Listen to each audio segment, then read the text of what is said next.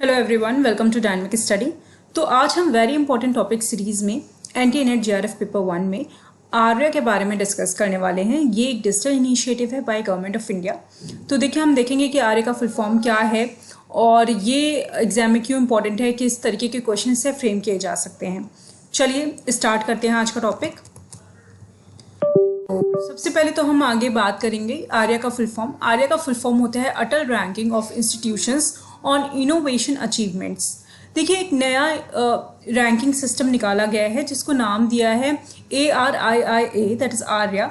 ये इनिशिएटिव है ministry of education का। इसमें बोला गया है कि सिस्टमैटिकली जितने भी मेजर हायर एजुकेशन इंस्टीट्यूशंस हैं एंड यूनिवर्सिटीज़ हैं इंडिया की, उनको रैंक किया जाएगा on the basis of some indicators. अब ये इंडिकेटर्स क्या हैं, किस तरीके के इंडिकेटर्स की यहाँ बात की जा रही है, इसके बारे में हम देखेंगे। तो ये जो इंडिकेटर्स होंगे ये रिलेटेड होंगे इनोवेशन एंड एंटरप्रेन्योरशिप डेवलपमेंट के।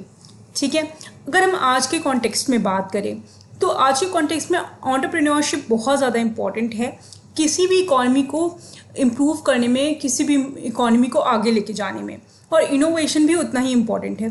तो इसी फैक्टर के बेसिस पे इस रैंकिंग को बनाया गया है। ओके, चलिए आगे देखते हैं। तो ये जो इनिशिएटिव है ये मिनिस्ट्री ऑफ एजुकेशन ने लिया है, ये तो आपको पता ही चल गया। मेजर हायर एजुकेशन इंस्टीट्यूशंस को इसमें रैंक किया जाएगा एंड यूनिवर्सिटीज़ को भी, और ये इंडिकेटर्स होगा इनोवेशन एंड एंटरप्रेन्योरशिप डेवलपमेंट का। ठीक है, और ये किसके बीच में देखा जाएगा, ये स्टूडेंट्स एंड फैकल्टीज़ के बीच में देखा जाएगा। अब पैरामीटर्स क्या हैं, इनके बारे में बात कर लेते हैं। सबसे पहले बात की जाएगी माइंडसेट डेवलपमेंट की। मतलब ये भी एक पैरामीटर होगा कि वहाँ के स्टूडेंट्स का एंड वहाँ के जो फैकल्टीज़ हैं उनका माइंडसेट डेवलपमेंट कैसा किया जा रहा है, उनके माइंडसेट में इनोवेशन एंड एंटरप्रेन्योरशिप कितनी है। देन टीचिंग एंड लर्निंग की बात की जाएगी, कितना ज़्यादा इनोवेशन एंड एंटरप्रेन्योरशिप को बढ़ावा दिया जा रहा है with in the teaching and learning methods. उसके बाद बात किया जाएगा वहाँ पर इंफ्रास्ट्रक्चर एंड फैसिलिटीज़ का, किस तरीके की फैसिलिटीज़ प्रोवाइड की जा रही हैं, किस तरीके का इंफ्रास्ट्रक्चर है उस पर्टिकुलर यूनिवर्सिटी का या उस पर्टिकुलर इंस्टीट्यूशन का, और वहाँ पे इनोवेशन एंड एंटरप्रेन्योरशिप कितना इन्वॉल्व्ड है, ये भी यहाँ पर चेक किया जाएगा।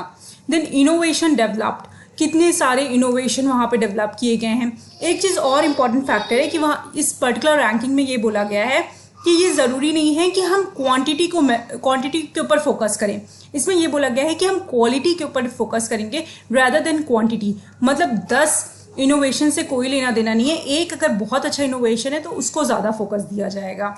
देन स्टार्टअप्स इस्टेब्लिश्ड, उस कॉलेज ने, उस पर्टिकुलर यूनिवर्सिटी ने, उस पर्टिकुलर इंस्टीट्यूशन ने में कितने स्टार्टअप्स को हेल्प किया गया है, कितने स्टार्टअप्स को इस्टेब्लिश किया गया है। कोलैबोरेशन एंड इन्वेस्टमेंट, किस तरीके के कोलैबोरेशन किए जा रहे हैं, किस तरीके के इन्वेस्टमेंट किए जा रहे हैं ताकि और ज़्यादा इनोवेशन एंड एंटरप्रेन्योरशिप को बढ़ावा मिले, उसका फैसिलिटेशन हो पाए। IP एंड कमर्शलाइजेशन, IP का मतलब इंटेलेक्चुअल प्रॉपर्टी। इंटेलेक्चुअल प्रॉपर्टी क्या कोई राइट्स वहाँ पे उस कॉलेज में मिले हैं, जैसे कि बेंच आपका ये हो गया, पेटेंट्स हो गया, आपके और भी IP जितने भी IPs होते हैं, कॉपीराइट हो गया, ठीक है, बेंच मार्किंग हो गया, जो भी जितने भी आपके रजिस्ट्रेशन हो गए, कॉपीराइट्स हो गए, पेटेंट हो गए, ये सारी चीज़ें आपकी इंटेलेक्चुअल प्रॉपर्टीज़ में आती है। तो कितने इसमें हासिल किए गए हैं, कितना कमर्शलाइजेशन इसका हुआ है, ये भी वहाँ पे चेक किया जाएगा। ये भी आपका वन ऑफ द पैरामीटर होगा।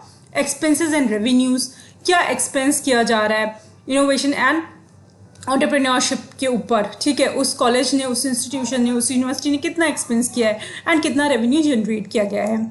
उसके साथ साथ initiatives of MOE ministry of education की जो इनिशिएटिव्स हैं, ठीक है, इनोवेशन एंड एंटरप्रेन्योरशिप से रिलेटेड, उसमें कितना पार्टिसिपेशन है, इसको भी पैरामीटर को भी इसको भी चेक किया जाएगा इस रैंकिंग सिस्टम में। तो देखिए, ये जो रैंकिंग सिस्टम है ये बेसिकली इंस्पायर करेगा इंडियन इंस्टीट्यूशंस को ताकि वो रीओरिएंट करे अपना माइंडसेट, ठीक है, अपने माइंडसेट को चेंज करें, एक इकोसिस्टम बनाएं जहां पर एनकरेज किया जाए high quality research, innovation and entrepreneurship को। तो यहाँ पे जैसा मैंने आपको बताया कि क्वांटिटी पे नहीं क्वालिटी पे फोकस होगा, ठीक है, रियल इम्पैक्ट को मेजर किया जाएगा नेशनली भी एंड इंटरनेशनली भी, और उसके साथ साथ ये कोशिश की जाएगी कि इंस्टीट्यूशंस को ऐसे डायरेक्शन में लेके जाया जाए जिससे वो ग्लोबल कॉम्पिटिटिवनेस उनके अंदर आ सके, ग्लोबली कॉम्पीट कर सके और उनके अंदर इनोवेशन की तरफ फॉरफ्रंट हो सके, मतलब वो आगे चल के ग्लोबली कम्पीट कर सके, उनमें इतना ज़्यादा इनोवेशन डेवलप किया जा सके। तो ये इसका पर्पज़ है रैंकिंग का। आई होप ये टॉपिक आपको क्लियर होगा। Thank you so much. Keep on watching and keep on learning.